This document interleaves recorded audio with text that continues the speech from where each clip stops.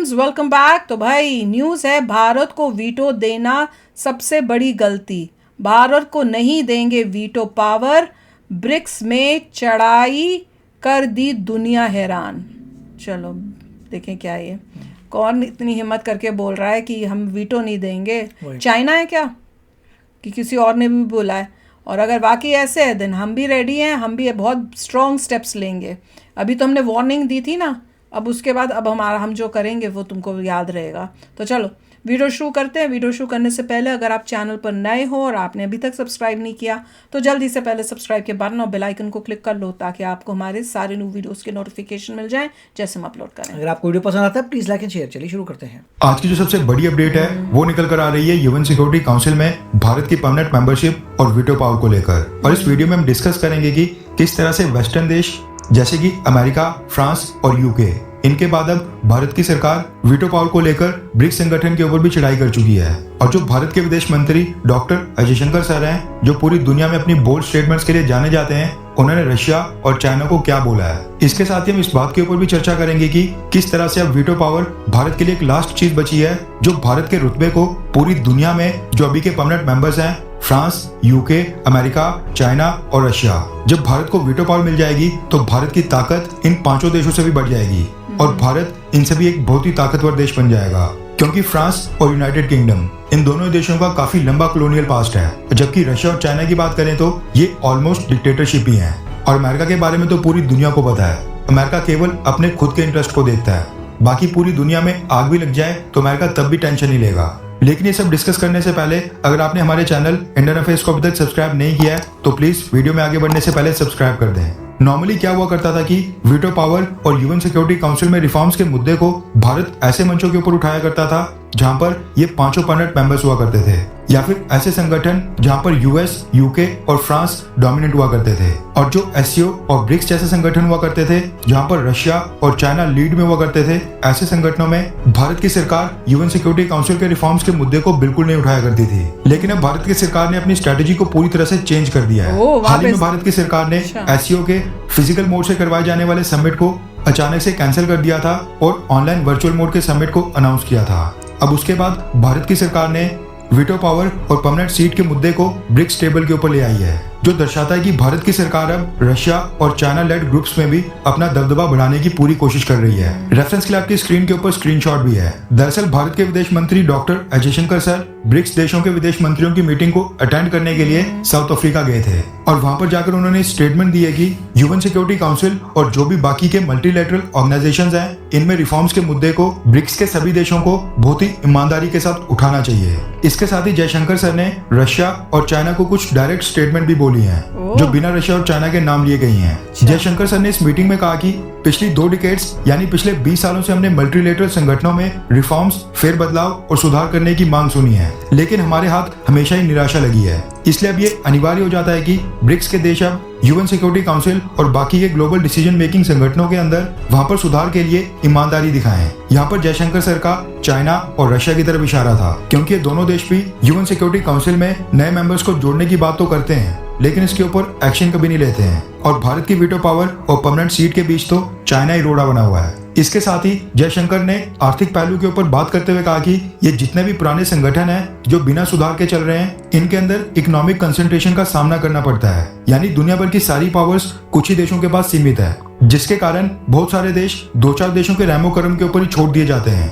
Jaishankar sir ने यहाँ पर वर्ल्ड बैंक, IMF, UN और WTO जैसे संगठनों के ऊपर अमेरिका, ब्रिटेन और कुछ 2-4 वेस्टर्न देशों का कब्जा होने की बात बोली है और ये मुद्दा उठाया है कि ये देश अपनी मनमानी किया करते हैं और ऐसे फैसले लेते हैं जो उनके खुद के फायदे के लिए होते हैं। इसके साथ ही जयशंकर सर ने यह भी कहा कि हाल ही में हेल्थ, एनर्जी और फूड सिक्योरिटी, इनके साथ जो हमारा अनुभव रहा वो दर्शाता है कि ये कितना नाजुक और गंभीर विषय है। हम आग्रह करते हैं कि ब्रिक्स इसके ऊपर ध्यान दे, इकोनॉमिक डिसेंट्रलाइजेशन को बढ़ावा दे, यानी जो दुनिया भर के बड़े बड़े इकोनॉमिक फैसले होते हैं वो 2-4 देश मिलकर नहीं लें, बल्कि उसके अंदर और भी देशों को जोड़ा जाए, औरों को भी हिस्सा बनाया जाए। और ये चीज पॉलिटिकल डेमोक्रेटिसेशन को बढ़ावा देगी, यानी राजनीतिक तौर के ऊपर जो हम संगठनों के लोकतांत्रिकरण की बात करते हैं उसके लिए बहुत ही जरूरी है। इससे दुनिया के मल्टीलेटरल संगठन और भी लोकतांत्रिक होंगे। अब ये सवाल पैदा होता है कि भारत की सरकार इतनी प्रमुखता से रिफॉर्म्स के मुद्दे को क्यों उठा रही है, क्योंकि जितने भी यूएन बॉडी हैं जैसे कि WTO, world bank, IMF, UN security council, UN, इन सब संगठनों में जब भी रिफॉर्म्स होंगे, इनके टेबल के ऊपर भारत को एक न एक सीट तो जरूर मिलेगी, क्योंकि भारत न सिर्फ 140 करोड़ की आबादी वाला देश है, बल्कि आज के डेट में फायर पावर इंडेक्स के आधार पर देखा जाए तो भारत दुनिया का चौथा सबसे ताकतवर देश है। इसके साथ ही भारत की जो अर्थव्यवस्था है बहुत ही तेजी से बढ़ रही है। हम दुनिया की 5वीं सबसे बड़ी अर्थव्यवस्था है और बहुत ही जल्द जर्मनी और जापान को क्रॉस करके दुनिया की 3री सबसे बड़ी अर्थव्यवस्था बन जाएंगे। इसलिए जब इन संगठनों में रिफॉर्म्स होंगे और भारत को इनके टेबल के ऊपर सीट मिलेगी, उस समय भारत की जो ताकत है वो कई गुना ज्यादा बढ़ जाएगी और ये चीज भारत की सरकार को पता है। और उस समय दुनिया के कई सारे देश ऐसे होंगे जो भारत के साथ नेगोशिएशन करना ज्यादा पसंद करेंगे, बजाय जो अभी के 5 परमानेंट मेंबर्स हैं, क्योंकि जो फ्रांस और यूनाइटेड किंगडम है, इनका बहुत ही लंबा कॉलोनियल पास्ट है। इन्होंने कई सारे देशों को इतिहास में दबाया है, उनका दमन किया है, उनके ऊपर कई सारे अत्याचार किए हैं और अपने कॉलोनियल पास्ट के कारण कई सारे देश इनसे अब भी नफरत करते हैं। वहीं अगर रशिया और चाइना की बात करें तो ये ऑलमोस्ट डिक्टेटरशिप ही है। ये देश अपने यहाँ के सिटीजन्स को बिल्कुल भी राइट्स नहीं देते हैं और लगभग आधी से ज्यादा दुनिया यानी जितना भी वेस्टर्न वर्ल्ड है इनके बिल्कुल खिलाफ है। और वहीं अगर अमेरिका की बात करें तो अमेरिका के बारे में तो सबको पता है कि अमेरिका बस खुद के इंटरेस्ट को देखता है। कहने को तो अमेरिका बाकी देशों को अलाइज बोलता है, लेकिन आगे खड्डे में डालने के लिए उनको सबसे पहले आगे करता है और जब उसके खुद के अलाइज खड्डे में डूब जाते हैं तो सबसे पहले वो पीछे हट जाता है। इसी कारण से अमेरिका के ऊपर भी कई सारे देशों का भरोसा अब धीरे धीरे उठ चुका है और जब भारत इन देशों के साथ परमानेंट टेबल के ऊपर होगा तो ऑब्वियस सी बात है कि बाकी देश भारत के ऊपर ज्यादा भरोसा करेंगे, क्योंकि अगर भारत के इतिहास को देखा जाए तो भारत ने हमेशा ही छोटे छोटे देशों की मदद की है। अभी रिसेंटली जब कोविड-19 आया था उस समय भी हमने कई सारे लाइफ सेविंग ड्रग्स और कोविड-19 की वैक्सीन कई सारे गरीब देशों में बांटी थी। इसके अलावा जो भी ग्लोबल साउथ के मुद्दे होते हैं उसको भी भारत अंतर्राष्ट्रीय मंचों के ऊपर प्रमुखता से उठाता है। आपको याद होगा जिस समय कोविड-19 बिल्कुल चरम के ऊपर था उस समय भी भारत की सरकार ने जो कोविड-19 की वैक्सीन थी उसके पेटेंट की वेवर की मांग की थी और जो भी गरीब देश थे उनके हित में बात की थी। इन्हीं कारणों से यूएन सिक्योरिटी काउंसिल में परमानेंट मेंबर बनने के बाद भारत की ताकत इन 5 देशों से भी ज्यादा बढ़ जाएगी। तो फ्रेंड्स, अच्छा है कि हम और अग्रेसिव हो रहे हैं वीटो लेने के लिए। और जैसे बता रहे थे कि जहाँ जहाँ जो ऑर्गेनाइजेशंस हैं जहाँ पे ये चाइना है वहाँ पे पहले अवॉइड करते थे हम इसके बारे में बात करना, अब हमने वो चेंज कर दिया है। अब हम हर जगह पे वो है बहुत ज़ोर और शोर से कर रहे हैं, क्योंकि अब हमें वीटो बहुत जल्दी चाहिए, हमें रिफॉर्म्स चाहिए। रिफॉर्म्स होंगे तो अलग अलग जो यूएन के डिपार्टमेंट्स है वहाँ पे भी इंडिया को कोई इम्पॉर्टेंट पोजीशन या मेंबरशिप मिलेगी, जिससे इंडिया जो है और स्ट्रॉन्ग हो जाएगा। तो करना तो इनको बेटा जी कर पड़ेगा ही, आज नहीं तो कल करेंगे। बहुत अच्छी बात है कि जिस भी मीटिंग में चाइना आता है वहीं पर ही आप बोलिए कि हमें परमानेंट सीट चाहिए विद वीटो। और ये वहाँ इसलिए बोला जा रहा है क्योंकि पता है चाइना को इससे प्रॉब्लम है और किसी को प्रॉब्लम नहीं है। और ठीक है, वो कह रहे हैं कि जयशंकर जी ने कहा था इनडायरेक्टली, सीधा चाइना का नाम नहीं लिया। बाद में जैसे से इंडिया ग्रो करेगा इंडिया सीधा कहेगा कि only China has a problem, ये वो एवरीबडी एल्स इज ओके। तो आप देखिए, चेंज करिए। एक ही बंदे ने हाईजैक किया पूरे यूनाइटेड नेशंस को। इंडिया जो है थर्ड लार्जेस्ट इकॉनमी तब तक हो जाएगी, यही कहा जाएगा थर्ड लार्जेस्ट इकॉनमी और वर्ल्ड की most populous country in the world. वो अगर नहीं है परमानेंट मेंबर तो किस चीज़ का है। इवेंचुअली लोगों को समझ आ जाएगा कि अगर इंडिया को आप परमानेंट सीट नहीं देते हैं तो यूनाइटेड नेशंस नहीं रहेगा। Nobody will agree to United Nations. बोलेंगे आप किसी को रिप्रेजेंट नहीं करते, इतने वास्ट पॉपुलेशन है जिसको रिप्रेजेंटेशन नहीं है एज अ परमानेंट मेंबर, तो नहीं होगा।